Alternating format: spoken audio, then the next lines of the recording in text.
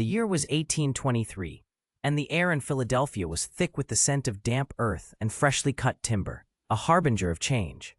On a grassy knoll, where the Schuylkill River meandered like a restless spirit, the ground trembled with promise as men wielded shovels and pickaxes, uprooting the sod to mark the beginning of a monumental endeavor, Eastern State Prison. John Haviland stood at the forefront of the project, his tall frame casting a long shadow across the workers as he gestured animatedly, his voice rising above the clamor of labor. The architect, known for his innovative spirit, envisioned a penitentiary unlike any before it, a sanctuary of reform rather than mere punishment. The notion of isolation as a path to rehabilitation was revolutionary, a radical departure from the iron bars and crowded cells that had long defined the penal system. As the men toiled under the watchful eye of Haviland, their hands blistered and backs strained, the architect spoke fervently of the Pennsylvania system, a design that would encircle inmates in solitude, allowing them the opportunity to reflect and repent.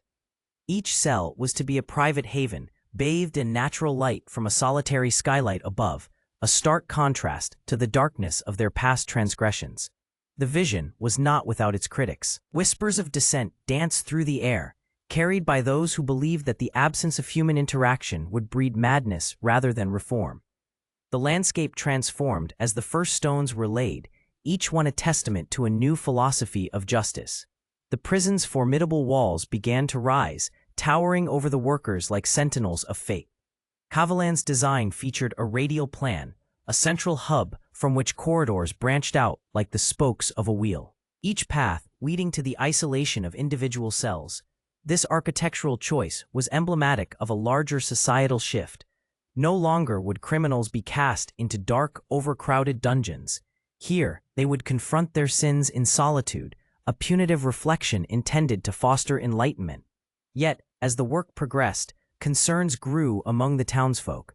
Voices raised in opposition warned of the moral implications of such isolation. Would it truly lead to redemption, or would it instead cultivate despair? Mothers clutched their children tighter as they passed the construction site, their imaginations weaving tales of the horrors that might occur behind those imposing walls. Men gathered in taverns, debating the ethics of a system that sought to reform through solitude, their mugs clinking with fervent disagreement.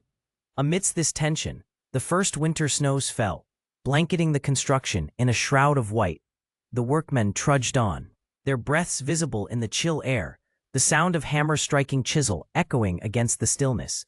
The prison's foundations dug deeper into the earth, a stark metaphor for the burdens society sought to bury beneath the weight of progress. As the final stone was set and the last beam raised, a sense of foreboding accompanied the triumph. The prison stood tall, its grim facade a paradox of hope and despair, inviting as much scrutiny as it did reverence. Haviland, surveying his creation, felt a tremor of uncertainty. Within those walls would lie the very essence of humanity, its flaws, its potential for change, and the heavy price of isolation. Thus, the ground broke not just for a building, but for a new chapter in the annals of justice, one that would unfold in the years to come, as society grappled with the complex interplay of punishment and redemption within the confines of Eastern State Prison. In the year of our Lord 1829, the air was thick with anticipation as the heavy iron gates of Eastern State Prison creaked open for the first time. The stark facade of the building loomed against the autumn sky, its imposing stone walls rising like a fortress, a bastion of reform and punishment. A chill breeze rustled the fallen leaves, whispering secrets of the men who would soon tread its hallowed halls. This was not just a prison. It was the vanguard of a new penitentiary ideology, the Pennsylvania system. As the first prisoners were led through the gates, the clink of shackles echoed ominously off the granite walls. Each step resonated with an amalgamation of dread and curiosity, the men knowing they were entering a realm where silence was law and solitude was both a sanctuary and a sentence. The warden, a tall figure clad in a somber uniform, observed the procession with a keen gaze, determined to uphold the tenets of this radical experiment in rehabilitation. His thoughts were a tempest. He believed in the power of isolation to reform the wicked, but harbored a gnawing doubt about its psychological toll. The prisoners were escorted to their cells, each a small, dimly lit chamber, devoid of adornment, save for a narrow slit of a window that allowed but a sliver of daylight to penetrate the gloom. As the heavy doors clanged shut, sealing their fates, muffled sobs and cries of despair echoed through the corridors, a stark reminder of the new reality. In this place, the notion of punishment morphed into an unyielding solitude, where time stretched cruelly and the outside world became a distant memory. Inside the confines of his cell, a man named Samuel Grayson, a petty thief sentenced for a crime of desperation, grappled with the silence that enveloped him like an oppressive shroud. The stillness was deafening, each tick of the clock a reminder of his own heartbeat, punctuating the vast emptiness. He had heard whispers of this new system, a belief that through isolation, one could reflect upon the sins that had led them to such a fate. Yet, as the hours turned to days, the quietude began to gnaw at his sanity, and the shadows in the corners of the room seemed to dance with malicious intent. The warden, overseeing the operations of the prison, was often found pacing the stone corridors, his mind a battleground of conviction and uncertainty. He believed fervently in the redemptive power of solitude, yet he could not ignore the deepening pallor of the inmates, the hollow looks that replaced defiance in their eyes. Reports began to emerge from the cells, where men spoke of relentless despair, of voices that echoed from the void, and thoughts spiraling into madness. The Pennsylvania system, intended as a beacon of hope, was beginning to reveal its darker facets. As the weeks turned into months, the prison's reputation spread like wildfire, drawing the attention of reformers and critics alike. The very foundation of the system was being scrutinized. Was it a cure or a curse? The tension within the prison walls grew palpable, creating an atmosphere thick with unease. The warden, burdened by the weight of his convictions, faced mounting pressure to reconsider the methods he had championed. Eastern State Prison stood at a crossroads, a testament to the struggle between the ideals of reform and the harsh realities of human nature. The clang of iron doors, the whispers of the men within, and the shadows of uncertainty danced through the halls, hinting at the tempest of change that lay ahead. As the heavy wooden door creaked open, a palpable hush settled over the dimly lit corridor of the Eastern State Penitentiary in Pennsylvania. The air was thick with the acrid scent of damp stone and despair. Charles Dickens, renowned author and social critic, stepped inside, his sharp blue eyes scanning the oppressive surroundings that had been meticulously designed to reform rather than punish. Yet, the reality was far grimmer than any architectural ambition could disguise. The walls of the penitentiary loomed high, encasing the inmates in a solitude so profound it seemed to echo through the very stones. Dickens felt a shiver race down his spine as he approached the first cell, its heavy iron door ajar, revealing the figure of a man seated on the cold, hard floor. The prisoner's gaunt face was illuminated by the weak light that filtered through a small, barred window, and as Dickens observed him, he noted the hollowness of his gaze, a haunting reflection of the human soul diminished by isolation. "Sir, if I may," Dickens called out, his voice steady yet filled with concern.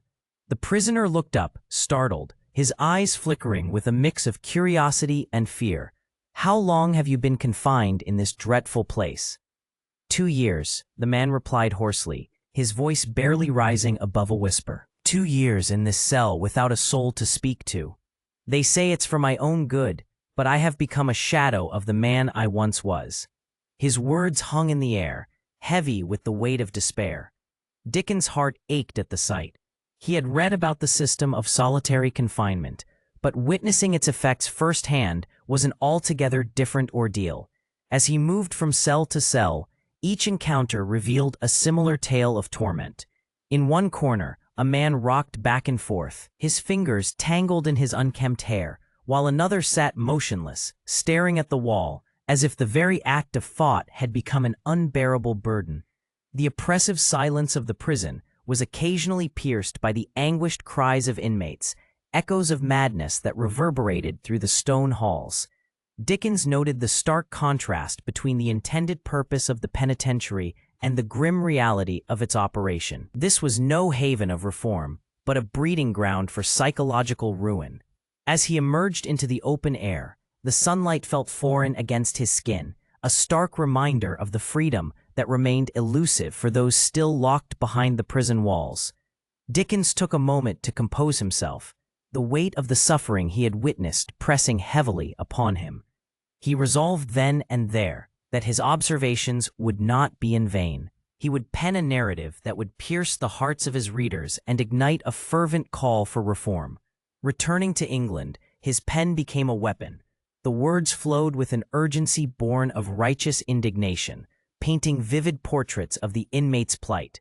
As American Notes took shape, Dickens' evocative descriptions of the penitentiary's horrors captivated the public, inciting both outrage and empathy. His critique ignited fervent discussions among lawmakers and citizens alike, challenging the very foundations of the American penal system. The ripples of his visit would not fade quietly into history. Instead, they would echo through the halls of power, spurring a movement toward compassion and reform, reminding society that behind each barred window was a human being deserving of dignity and understanding. In the years that followed, Dickens' passionate advocacy would sow the seeds for a transformative dialogue on the treatment of inmates, forever altering the landscape of American justice. The dim light of the prison cell flickered as the shadows danced across the cold stone walls. In the heart of Pennsylvania, the air within the confines of Eastern State Penitentiary grew thick with an oppressive silence, broken only by the distant echoes of clanging metal and the muffled murmurs of discontent among the inmates. It was the spring of 1945, a time when the world outside seemed to pulse with change, yet inside these walls, time stood still, and despair reigned. Among the weary souls confined within the penitentiary was Thomas Ryder, a man whose spirit had been bruised, but not broken, by the relentless passage of days.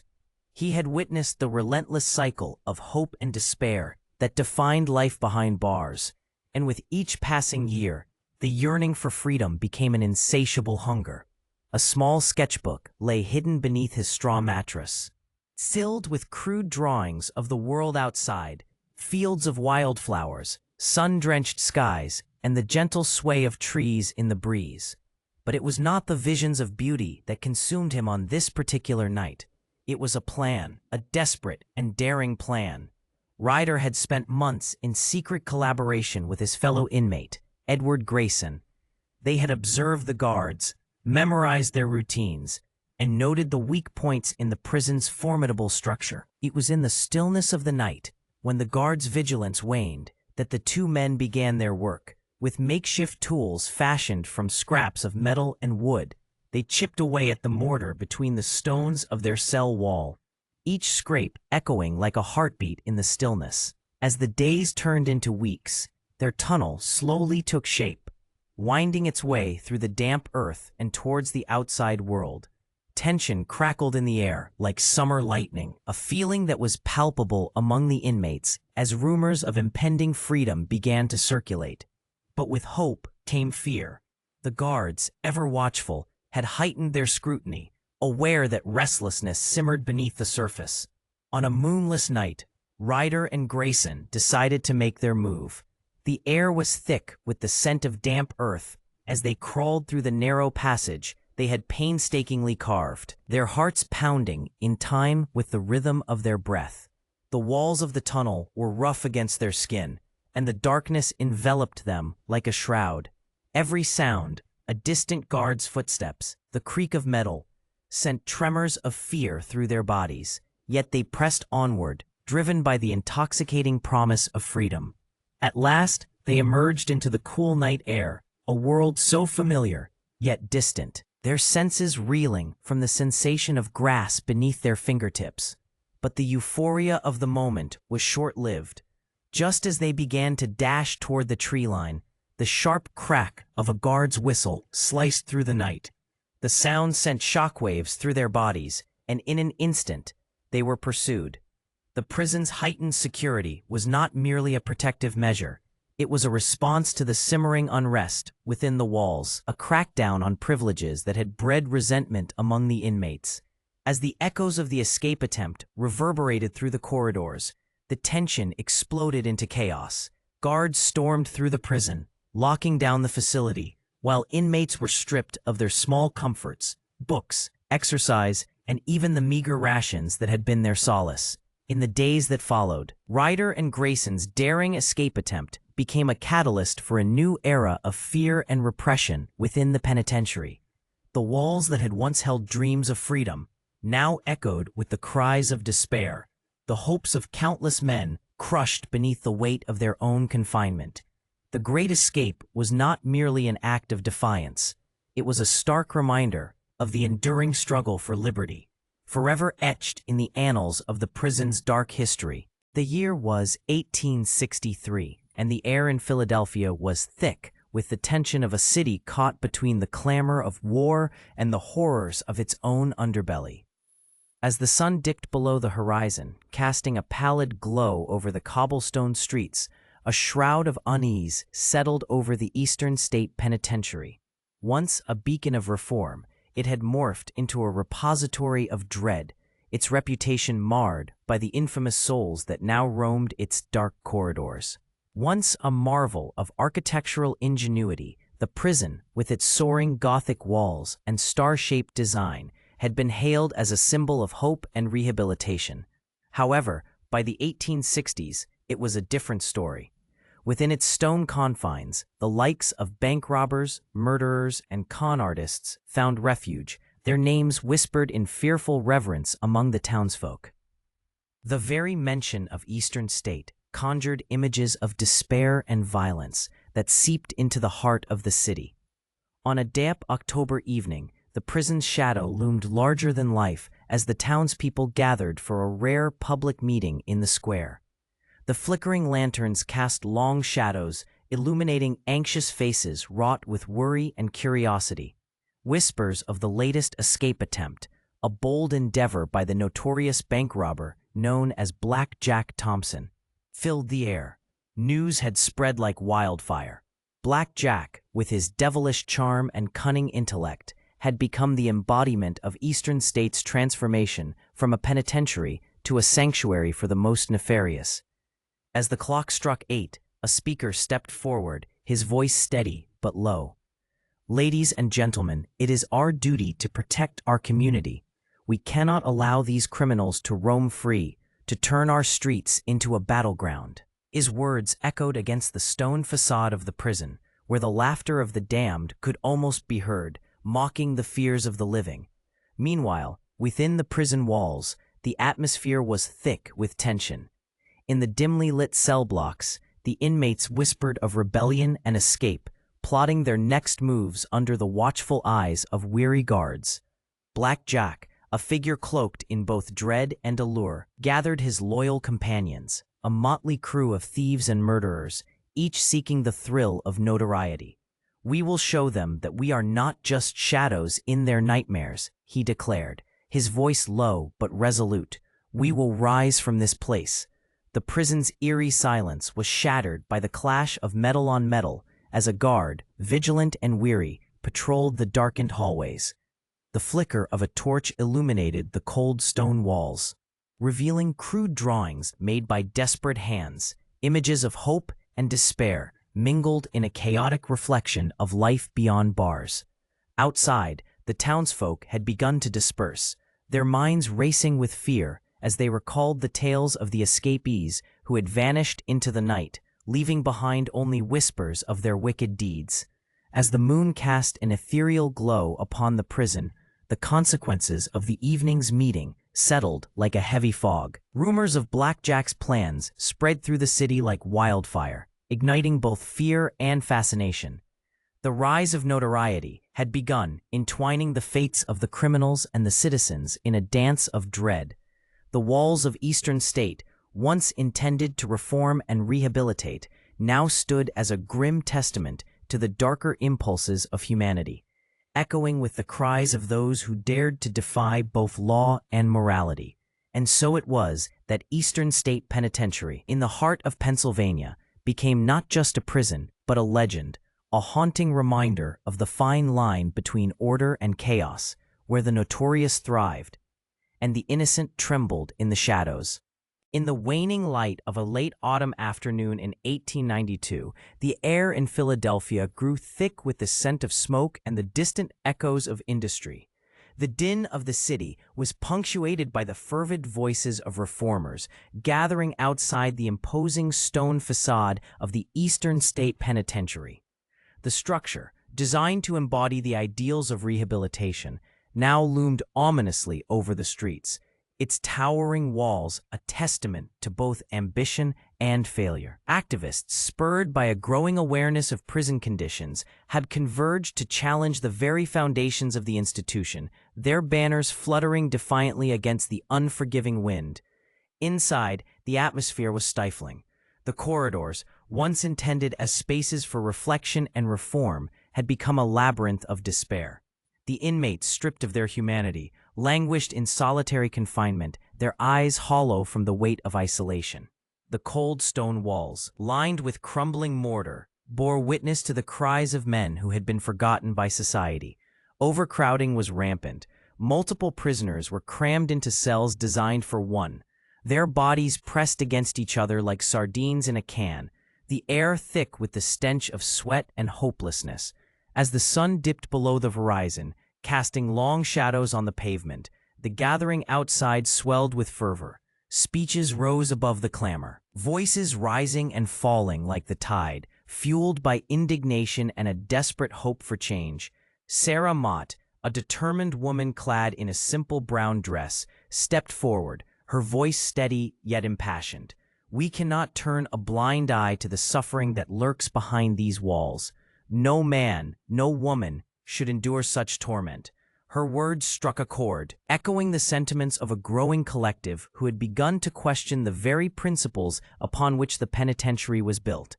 The crowd murmured in agreement, their faces illuminated by the flickering gas lamps lining the street. They were not merely spectators, they were a movement, a coalition of the disturbed and the determined. As the chants grew louder, calling for an end to the inhumane treatment of prisoners, law enforcement officers exchanged wary glances, their hands resting on the hilts of their sidearms. Tension crackled in the air, a potential flashpoint between the restless citizens demanding justice and the authority tasked with preserving the status quo. Within the prison walls, Warden Samuel Acker watched the assembly from a narrow window, his brow furrowed in concern.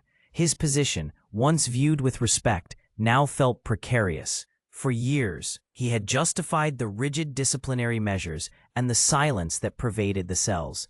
But the demands for reform were gaining traction, and the clamor for accountability was a tempest brewing that could no longer be ignored. The pressure to respond was mounting, and whispers of legislative changes began to circulate among the prison hierarchy. As night fell, the crowd surged forward, propelled by the momentum of their convictions. The flickering flames of their torches illuminated the faces of those who had been silenced for too long. The air was electric with anticipation, a sense of purpose that rippled through the throng. They would not relent. They would not be dismissed as mere discontents. Their cries for justice would echo through the corridors of power, forcing the state to confront the dark underbelly of its penal system. The reform movements of the 1890s were not merely a blip in history. They were the beginning of a transformation, a dawning realization that compassion and justice could no longer be at odds. The shadows of Eastern State Penitentiary, long steeped in secrecy and dread, were beginning to stir with the light of change. The air hung heavy with the scent of damp stone and the faint, lingering odor of smoke, remnants of a fire long extinguished. On the morning of the 17th of August, 1938, the great stone walls of Eastern State Penitentiary, a grim edifice of Gothic Revival architecture, loomed ominously over the cobbled courtyard, casting long shadows as the sun struggled to break through the thick clouds of a rainy Pennsylvania sky. Inside the fortress-like structure, the atmosphere was thick with anticipation, dread, and an undercurrent of historical significance. The quiet murmur of guards and the muffled sounds of prisoners echoed down the long, dark corridors where iron bars clanged shut like the ominous tolling of a bell. It was a morning that would mark the conclusion of an era defined by rigid discipline, isolation, and the stark realities of justice meted out in the form of capital punishment. For many, the execution of Charles "Charlie" McCarthy was the end of a chapter that had begun nearly a century earlier, when the prison first opened its doors in 1829. Charlie sat in his dimly lit cell, hands trembling slightly as he clutched a worn Bible, the pages yellowed and frayed. He had spent years on death row, consumed by the thoughts of his crime, a brutal murder that had shocked the small town of Chester and left a trail of grief in its wake. Outside, a small gathering of spectators had formed, a mix of somber faces and curious onlookers, eager to witness the final act of a theatrical tragedy that had played out over many months. They stood under the awning of a nearby building, their breath visible in the cool morning air, whispers of discontent rippling through the crowd. As the clock struck 10, a heavy silence fell over the courtyard. The guards, clad in their crisp uniforms, moved with a sense of grim purpose, guiding Charlie from his cell toward the execution chamber. The sound of his shackled feet echoed ominously, each step a reminder of the gravity of his fate. The walls seemed to close in, the stone cold and unyielding, a silent witness to the pain and suffering that had transpired within their confines. Inside the chamber, the electric chair sat ominously in the center, its dark leather straps glistening under the harsh glare of fluorescent lights. The room was sterile, devoid of warmth or compassion, a testament to the detachment with which the state executed its will. As the executioner prepared the apparatus, the tension in the air thickened, palpable and suffocating. There was an unspoken understanding among those present. This was not merely an execution, it was a moment in history, a reflection of shifting societal values regarding justice and punishment. With a final, heavy sigh, Charlie was strapped securely into the chair, the leather biting into his skin. His eyes darted around the room, searching for something, an escape, a glimmer of mercy, perhaps even forgiveness. The warden read the proclamation, his voice steady but laced with a hint of solemnity, as if recognizing the weight of the moment. The final switch was pulled, and a jolt of electricity coursed through Charlie's body, a violent end to a life marked by tragedy and despair. As the crowd outside dispersed in the aftermath, murmurs of discontent filled the air. This act of retribution would be the last of its kind at Eastern State, a prison that had once stood as a beacon of reform but was now a relic of a bygone era. The evolution of societal values was already in motion, foreshadowing a future where the death penalty would be scrutinized and ultimately deemed inhumane. The cold stones of the penitentiary, now silent witnesses to this final act, would remain, holding within them the ghosts of a past that echoed through the hollow halls. The sun hung low in the sky, casting long shadows across the crumbling facade of Eastern State Prison. Once a marvel of architectural ingenuity, the prison's Gothic Revival design now echoed with the whispers of its storied past. The air was thick with an unsettling stillness, a silence that had settled over the grounds as the final day of operation approached. It was the year 1970, and the looming closure of the prison marked the end of an era that had begun in 1829. As the clock struck noon, the sound resonated through the musty halls, mingling with the distant clang of metal doors. Guards, clad in their worn uniforms, moved with a mix of determination and resignation. They had spent years patrolling the cavernous corridors, their footsteps reverberating against the cold stone walls. Each creak of the wood beneath their feet seemed to mourn the loss of a place that had held thousands, some innocent, some guilty, all marked by the indelible scars of imprisonment. In the dim light of the cell blocks, the last remaining inmates shuffled about, their expressions a blend of confusion and relief. Many had known no other life. This prison, with its high walls and watchful towers, was their world. They had been stripped of their freedom, yet within these confines, they had forged a community. The clang of metal bars echoed as one final inmate, a man who had spent over 2 decades within these walls, stood at the threshold of his cell. He looked back, his heart heavy with memories of laughter and despair that had filled the air like a ghostly chorus. As the final shift of guards prepared to lock the gates for the last time, a sense of urgency filled the air. The warden, a stern man whose face bore the weight of countless decisions, paced the office, his brow furrowed.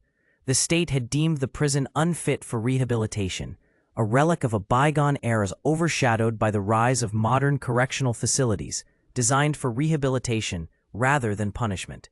"We owe it to them," he muttered under his breath, recalling the stirring debates that had transpired in the state capitol. A new approach to justice was on the horizon, yet the echoes of the past lingered like a haunting melody. Outside, a small crowd had gathered beyond the looming stone walls. Advocates for prisoners' rights held placards aloft, their voices rising in a cacophony of protest and hope. They had fought tirelessly for reform, calling for the end of harsh conditions. Yet as the final hours of the prison slipped away, there was an air of uncertainty. Would the closing of Eastern State Prison truly herald a new dawn, or merely a shift of shadows onto another structure yet to come? As the warden stepped outside to address the gathering, he was met with a mix of cheers and jeers. "This is not just an ending," he declared, his voice steady despite the tumult around him. "It is a beginning." The crowd leaned in, a collective breath held in anticipation. The warden's words hung in the air like the last rays of sunlight breaking through the clouds, illuminating the path toward a future uncharted. With a final clang, the heavy gates of Eastern State Prison swung shut, sealing away the memories of despair and hope within its walls. The prison stood silent, a sentinel to its own legacy, ready to transform from a fortress of isolation into a monument of reflection as the final echoes of its storied past faded into the twilight. As the sun dipped below the horizon, casting long shadows across the weathered stone walls of Eastern State Prison, the air thrummed with a palpable tension. A group of eager visitors, their faces alight with curiosity, gathered at the iron gates, once formidable but now merely an echo of the prison's notorious past. It was the summer of 1994, and the prison, long shrouded in neglect and rumor, was poised to unveil the somber tales of its history. The towering walls, clad in creeping ivy, seemed to whisper secrets of an age when despair and hope clashed within their confines. Built in 1829, the prison had been a marvel of its time, a pioneering symbol of the penitentiary movement that sought to reform rather than punish. But as the decades wore on, the institution became synonymous with darkness, its halls echoing with the cries of the lost, the tortured, and the forgotten. With a creak of rusty hinges, the gates swung open, revealing the crumbling grandeur of the interior. Visitors stepped cautiously onto the cracked cobblestones, their footsteps reverberating against the stone like the distant echoes of the past. The air was cloaked in a musty scent, a lingering reminder of the lives once lived within these walls. As they moved deeper into the heart of the prison, their senses were assaulted by the stark contrasts of light and shadow, creating an atmosphere that felt both reverent and ominous. A guide, clad in period-appropriate attire, stood before the assembly, his voice steady yet tinged with the weight of history. He recounted the harrowing tales of infamous inmates, Al Capone, the notorious gangster, whose brief incarceration had turned into a legend, and Willie Sutton, the clever thief who had once claimed he robbed banks because that's where the money is. The guide's words painted vivid images of men who had walked these cold corridors, their fates intertwined with the very stones that surrounded them. As the tour progressed, visitors peered into solitary confinement cells, their small dark openings resembling the mouths of hungry beasts. The guide recounted the grim reality of isolation, where inmates were deprived of light and sound, left alone to grapple with their thoughts. Gasps rippled through the crowd, and a few exchanged uneasy glances, confronted by the stark inhumanity that had pervaded the prison. The atmosphere thickened with an unspoken acknowledgement of suffering, an acknowledgement that transcended time. Outside, the sun began its descent, casting an orange glow over the surrounding landscape of Philadelphia. The once dreaded site began to transform, not merely into a historical landmark, but into a crucible of memory. Local artisans and historians worked tirelessly to restore the prison, their efforts not just to preserve bricks and mortar, but to honor the stories of those who had lived and died within its confines. Yet, as the tales of reform and redemption unfolded, so too did the whispers of the supernatural. Visitors shared eerie accounts of shadows flitting through the corridors, disembodied voices echoing in the silence, and the unsettling sensation of being watched. The prison's haunted reputation, once the stuff of local legend, now became a selling point, drawing thrill-seekers and history buffs alike into its depths. As night fell, the flickering torchlight illuminated the crumbling walls, enhancing the prison's haunting beauty. The reopening of Eastern State Prison in 1994 was not just a revival of bricks and mortar, it was a rekindling of stories long buried. The past loomed large, its specters rising from the depths to remind a new generation of the lives entwined within these walls, echoes of despair, resilience, and the fragile thread of redemption that connects humanity across time. The moon hung low over the Pennsylvania landscape, casting an ethereal glow upon the weathered stone walls of the old penitentiary. It was the year 1997, but the echoes of its storied past reverberated through the air, thick with anticipation, as a group of eager souls congregated at the prison's gate. A chill breeze whispered secrets of the long-dead inmates, stirring the imagination of those who sought to unearth the spectral tales woven into the very fabric of the institution. As the clock struck 8, the tour guide, clad in a long, dark coat, stepped forward. His voice, gravelly yet inviting, resonated with the weight of history. "Welcome," he intoned, drawing the audience closer, to the site where justice was meted out and souls lingered long after their fates were sealed. The flickering lanterns illuminated the path, casting dancing shadows that made the stone walls appear to quiver with life.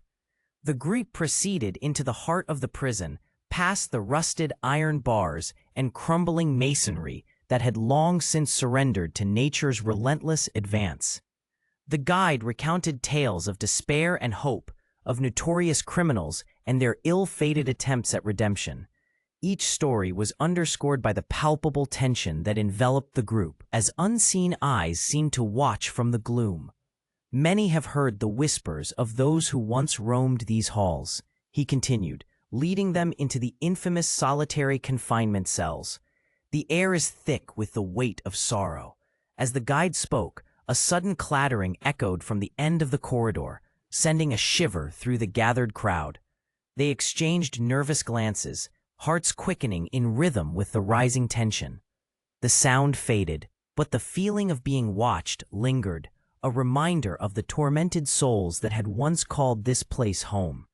With each step deeper into the prison, the group was enveloped by the chilling tales of the ghostly apparitions, reports of spectral figures wandering the yard at twilight, the disembodied laughter of children, and the sorrowful wails of lost souls filled the air as the guide beckoned them into the yard, where the moonlight painted the abandoned structures in haunting relief. "It is here," he said, voice hushed, "that many have seen the ghost of a young girl, said to have been imprisoned unjustly. Her spirit searches for freedom still." As if in response to his words, a sudden gust of wind swept through the yard, rustling the leaves of the gnarled trees that stood sentinel. The group huddled closer, eyes darting toward the shadows that seemed to flicker and dance, driven by some unseen force. A low moan echoed from somewhere within the prison walls, a sound so forlorn it gripped the heart like a vice. Gasps arose from the crowd as they instinctively took a step back, seeking comfort in one another's presence. The guide, unfazed, continued, "You may feel the chill of their presence, the pull of their stories. In this place, the line between the living and the dead blurs." He paused for effect, allowing the weight of his words to settle among them like the fog that began to creep in from the surrounding woods. As the night deepened, the thrill-seekers embarked on this journey into the unknown, drawn not just by the promise of ghostly encounters, but by the haunting tales of humanity, regret, and the enduring legacy of a penitentiary that had witnessed the darkest chapters of countless lives. In this convergence of history and the supernatural, the past was not merely remembered, it was felt, stirring the souls of those brave enough to tread its haunted grounds. A chill of an autumn night enveloped Eastern State Penitentiary, its towering stone walls looming like a specter against the pale moonlight. The year was 2003, yet the echoes of the past reverberated within the confines of the crumbling institution. Once a bastion of reform, the prison had long since succumbed to the weight of its own dark history, and now, in the twilight of its existence, it stood as a canvas for the restless spirits of its former inhabitants. An assembly of paranormal investigators, clad in black and armed with an arsenal of recording devices, entered the decaying edifice. Their footsteps echoed through the hollow corridors, a dissonant symphony of anticipation and trepidation. The flickering beams of flashlights danced across the walls, illuminating the graffiti of despair left behind by the inmates of yesteryear. Each room, each cell, whispered stories of agony, isolation, and the desperate yearning for freedom. As the team ventured deeper into the bowels of the prison, they arrived at cell block 12, infamous for its history of solitary confinement. The air grew stagnant, thick with an unshakable tension that clung to the investigators like a shroud. They gathered in a circle, setting up cameras and EVP recorders, their breaths visible in the frigid air. The lead investigator, a seasoned veteran named Marcus, adjusted his glasses and surveyed the group, his voice steady yet tinged with excitement. "Tonight, we seek to make contact with the souls who once walked these halls," he announced, his breath creating a mist that hung momentarily in the chill before dispersing into the ether. "If there are spirits here, we ask that you show yourselves." A silence fell over the group, heavy and palpable. The only sound was the faint rustle of clothing and the occasional creak of the old structure settling. Minutes passed, each one stretching into eternity. Then, as if summoned by Marcus's words, a low moan reverberated through the darkened corridor, sending a shiver down the spine of every investigator. "Did you hear that?" whispered Sarah, one of the rookies, her voice barely above a whisper. The group nodded, the tension electrifying the air. They turned their attention to the EVP recorder, which crackled with static. The hairs on the back of their necks stood on end as a distorted voice emerged, faint yet unmistakable. "Help me." The investigators exchanged wide-eyed glances, their hearts racing. They pressed on, drawn into the depths of the prison by an unseen force. They found themselves in the chapel, where sunlight had once streamed through stained glass, bathing the room in vibrant colors. Now, it was merely a shadow of its former self. The glass shattered and the pews rotted away. Suddenly, a cold gust swept through the chapel, extinguishing their flashlights and plunging them into darkness. Panic surged through the group as they fumbled to turn their devices back on. The air crackled with energy, and an oppressive weight bore down upon them, as if the very walls were alive, watching, waiting. In the oppressive silence, figure materialized at the far end of the chapel, a flicker of a woman in a tattered dress, her face obscured by the shadows. The investigators froze, their breath hitching in their throats. The apparition raised a hand, pointing toward the exit, a silent plea echoing through time. Then, just as abruptly as she had appeared, she vanished, leaving the investigators breathless and shaken. They stumbled back into the corridor, the air thick with the remnants of her sorrow. They had come seeking the truth of the prison's haunted legacy, yet they left with the unmistakable weight of a history that would never truly be laid to rest. The camera continued to record, capturing their retreat, as the prison remained, a silent guardian of its tortured past. The year was 1829, and the air in Philadelphia was thick with anticipation as Eastern State Penitentiary opened its imposing gates for the first time. Built to embody the ideals of the Pennsylvania system, this architectural marvel welcomed its first inmates under the watchful eyes of reform-minded officials. The grand facade, adorned with Gothic arches and soaring towers, promised a new era in incarceration, one that aimed to rehabilitate rather than simply punish. Inside, the silence was palpable. Inmates were led through the long, echoing corridors, their footsteps muffled against the smooth, cold stone. Each cell, a solitary chamber, was designed to isolate the prisoner from the world, a stark departure from the overcrowded, brutal conditions of earlier jails. The dim light filtering through barred windows cast long shadows across the cells, imbuing the space with an atmosphere of both hope and despair. The stark reality of isolation sank into their bones as they faced the heavy wooden doors, locking them away from society and each other. The vision of reform, however, quickly proved flawed. The psychological toll of solitary confinement began to manifest in unsettling ways. Inmates, deprived of human interaction, descended into madness, their minds unraveling in the silence. Whispers of despair echoed through the stone halls, stories of men who had once been fathers, brothers, and sons, now reduced to specters of their former selves. The prison, meant to be a sanctuary of reform, morphed into a mausoleum of lost souls. Years turned to decades, and as the 20th century dawned, Eastern State Penitentiary had become a notorious name, synonymous with suffering and inhumanity. Its reputation spread beyond the confines of Pennsylvania. Capturing the imagination of writers and artists alike, the prison's crumbling walls, entwined with ivy and decay, stood as a reminder of the dark history of incarceration in America. By the 1970s, the prison had closed its doors, but the stories of those who had suffered within its walls were far from silenced. As the echoes of the past began to fade, a new narrative emerged.